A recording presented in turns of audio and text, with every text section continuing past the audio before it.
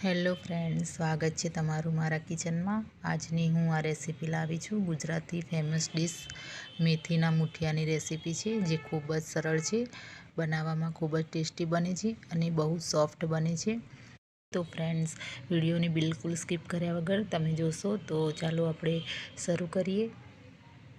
અહીંયા આપણે લીધી છે મેથીની ભાજી, તો આપણે એને ધોઈને સમારીને તૈયાર કરી લીધી છે। એકદમ લીલીછમ મેથીની ભાજી છે, તમે જોઈ શકો છો। તો એની અંદર આપણે નાખીશું 1 વાટકી જેટલો આપણે જાડો લોટ, ઘઉંનો લોટ લેવાનો છે। એ આપણે એક જાડો લોટ લેવાનો છે, એ આપણે અંદર 1 વાટકી નાખી દઈશું। અહીંયા મેં અડધી વાટકી જેટલો આપણે ચણાનો લોટ પણ લઈ લઈશું, એ પણ અંદર એડ કરી દઈશું। અને 1 વાટકી જેટલો આપણે બાજરીનો લોટ લીધો છે, એ પણ આપણે અંદર એડ કરી દેવાનો છે। હવે આપણે એને સાઈડ કરી દઈશું। આપણે મસાલો બનાવવા માટે એક મિક્સર જારમાં 2 લીલા મરચાં લઈ લઈશું। એની અંદર લસણની કરી પણ એડ કરી દેવાની છે અને આદુનો એક ટુકડો લઈ લઈશું અને આપણે મિક્સરમાં એને ક્રશ કરી લેવાનું છે। આ રીતે આપણે મસાલો તૈયાર કરી લઈશું। મસાલાને આપણે લોટ અને મેથીની અંદર એડ કરી દેવાનો છે। બધો મસાલો આપણે એડ કરી દઈશું। અહીંયા આપણે અડધી ચમચી જેટલું લાલ મરચું એડ કરીશું। એની અંદર ચપટી હળદર પણ એડ કરવાની છે અને 1 ચમચી જેટલું આપણે ધાણા જીરું પણ એડ કરીશું।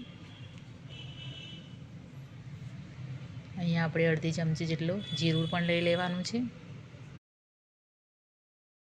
અહીંયા આપણે થોડો અજમો પણ એડ કરી દેવાનો છે। અહીંયા આપણે લીધો છે બેકિંગ સોડા, એ આપણે ચપટી જેટલો લેવાનો છે, એ પણ અંદર એડ કરી દઈશું। એના લીધે આપણા મુઠિયા એકદમ પોચા અને સોફ્ટ તૈયાર થાય છે। અને આપણે હવે સ્વાદ પ્રમાણે મીઠું પણ એડ કરી દઈશું। એ બધું એક સરખું આપણે મિક્સ કરી લેવાનું છે। મેથી અને લોટની બરાબર આપણે આ રીતે મિક્સ કરી લઈશું।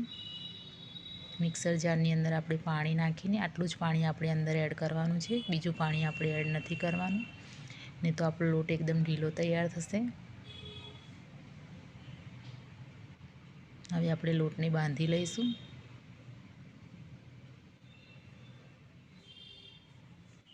હવે 1 ચમચી આપણે તેલ એડ કરીશું અને લોટને બરાબર મસળી લેવાનો છે।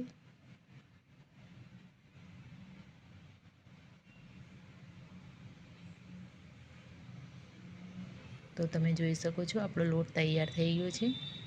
આ રીતે આપણે લોટ તૈયાર કરી લીધો છે। હવે આપણે એના લુવા બનાવી લઈશું।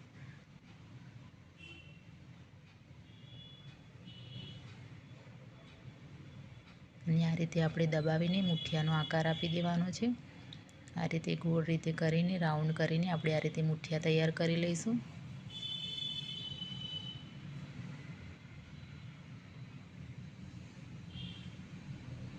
બીજા મુઠિયા પણ આપણે આ રીતે તૈયાર કરી લઈશું।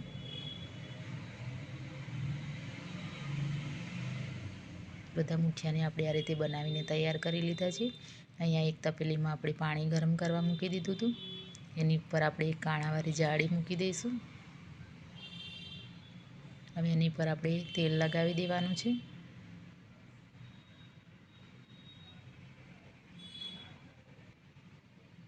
તેલ લગાવ્યા બાદ આપણે બધા મુઠિયા એડ કરી દઈશું એની પર અને આપણે એને 3 મિનિટ માટે ઢાંકીને મૂકી દઈશું, તો મુઠિયા બરાબર બફાઈ જાય એટલા માટે। તો 3 મિનિટ થઈ ગઈ છે, તો આપણે ખોલીને જોઈ લઈશું કે આપણા મુઠિયા બફાઈને તૈયાર થઈ ગયા છે કે નહીં। તો તમે જોઈ શકો છો આપણા મુઠિયા તૈયાર થઈ ગયા છે। તો આપણે ચેક કરી લઈશું। તો તમે જોઈ શકો છો મુઠિયા બફાઈને તૈયાર થઈ ગયા છે। તો આપણે એને બહાર કાઢી લઈશું ને આપણે આ રીતે રાઉન્ડ શેપમાં કટ કરી લેવાના છે। બધા મુઠિયાને આપણે આ રીતે કટ કરી લઈશું।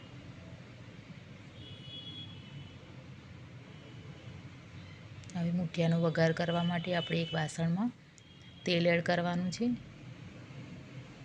એની અંદર આપણે 1 ચમચી જેટલી રાઈ એડ કરીશું।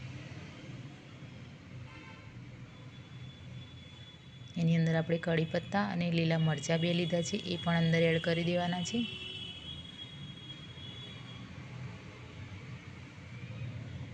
અને આપણે ચપટી જેટલું લાલ મરચું પણ એડ કરવાનું છે।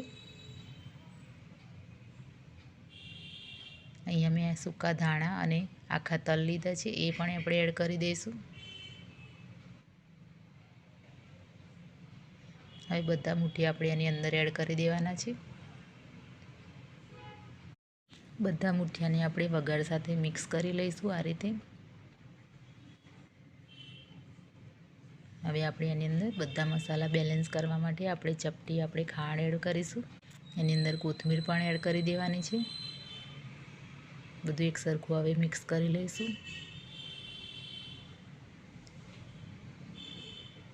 અને આપણે 1 મિનિટ માટે એને ઢાંકીને મૂકી દઈશું તો આપણા મુઠિયા એકદમ ક્રિસ્પી તૈયાર થાય છે। તો આપણે ખોલીને જોઈ લઈશું કે મુઠિયા તૈયાર છે કે નહીં। તો તમે જોઈ શકો છો મુઠિયા પણ તૈયાર થઈ ગયા છે, એકદમ ક્રિસ્પી તૈયાર થયા છે। હવે આપણે ગેસ બંધ કરી લઈશું। આપણે હવે સર્વ કરી લઈશું। તો તૈયાર છે ગુજરાતી મેથીના મુઠિયા। આ મુઠિયાને સવારના નાસ્તામાં કે બાળકોની લંચ બોક્સમાં પણ આપી શકો છો। તો ફ્રેન્ડ્સ, તમને મારી આજની આ રેસીપી કેવી લાગી તો મને કમેન્ટમાં જરૂરથી કહેજો ને ફ્રેન્ડ્સ ફેમિલીમાં શેર કરજો। આવી અવનવી રેસીપી જોવા માટે મારી ચેનલને ફોલો કરજો। તો ફરી મળીએ એક નવી રેસીપી સાથે।